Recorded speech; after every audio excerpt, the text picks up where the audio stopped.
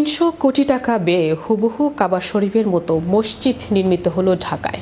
যে মসজিদে নামাজ পড়তে দূর দূরান্ত থেকে ছুটে আসেন শত শত ধর্মপ্রাণ মুসলমান। আধুনিকতার ছোঁয়ায় নির্মিত এই মসজিদটি নজর কেড়েছে সবার। আর চোখ ধাঁধানো এই মসজিদের নাম মসজিদ আল মুস্তাফা।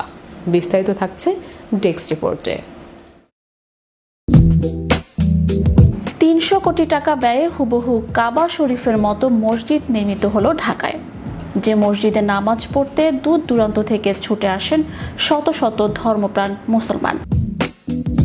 আধুনিকতার ছোঁয়ায় নির্মিত এই মসজিদটির নজর কেড়েছে সবার। আর চোখ ধাঁধানো এই মসজিদটির নাম মসজিদ আল মুস্তাফা।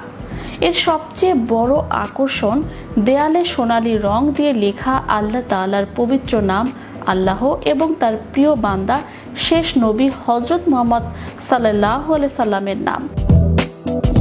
ভেতরে মেম্বরের দেয়ালের ডিজাইনও একই। উপরের দিকে বড় করে সোনালী রং দিয়ে লেখা হয়েছে লা ইলাহা ইল্লাল্লাহু মুহাম্মাদুর রাসূলুল্লাহ সাল্লাল্লাহু আলাইহি সাল্লাম। ইউনাইটেড গ্রুপের আইকনিক এই প্রজেক্ট মসজিদ আল মুস্তাফায় বেশ কিছু ভিন্নতা দেখা গেছে। নামাজের সারিতে বেশ কয়েকটি বেঞ্চ রাখা হয়েছে, যা অন্য কোনো মসজিদে দেখা যায় না।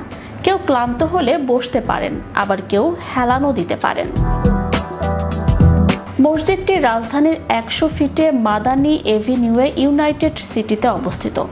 এটি ইউনাইটেড গ্রুপের একটি আইকনিক প্রজেক্ট। ৫ তলা বিশিষ্ট এই মসজিদে আলাদা কোনো জানালা নেই। এমনভাবে নকশা করা হয়েছে যা প্রাকৃতিক আলোয় ভরপুর। দেশের অন্য কোনো মসজিদের প্রতিটি ফ্লোর থেকে ইমাম বা খতিব দেখা যায় না, কিন্তু মসজিদে আল মুস্তাফার প্রতিটি ফ্লোর থেকেই ইমাম বা খতিবকে দেখা যায়।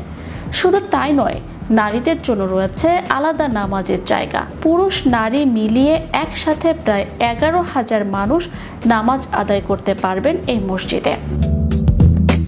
দৃষ্টিনন্দন সৌন্দর্যের কারণে এটি এখন শুধুমাত্র মসজিদই নয়, পরিণত হয়েছে পর্যটন কেন্দ্রে।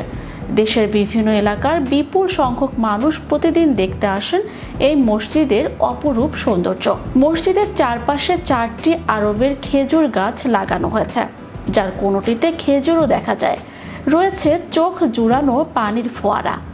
দর্শনার্থীরা বিমোহিত হয় এর গঠন কাঠামো আর চারপাশের সবুজে ঘেরা প্রকৃতির ছোঁয়ায়। মসজিদ আল মুস্তাফায় রয়েছে দুটি চলন্ত সিঁড়ি। ১৬ লাখ টাকা ব্যয়ে লাগানো হয়েছে ঝাড়বাতি, যা এখনও চালু হয়নি।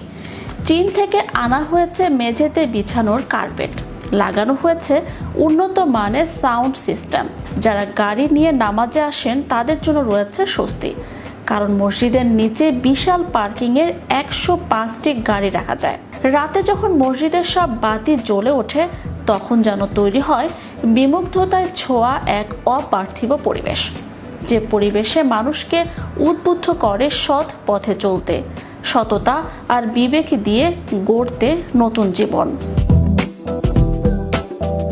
Channel Europe news desk.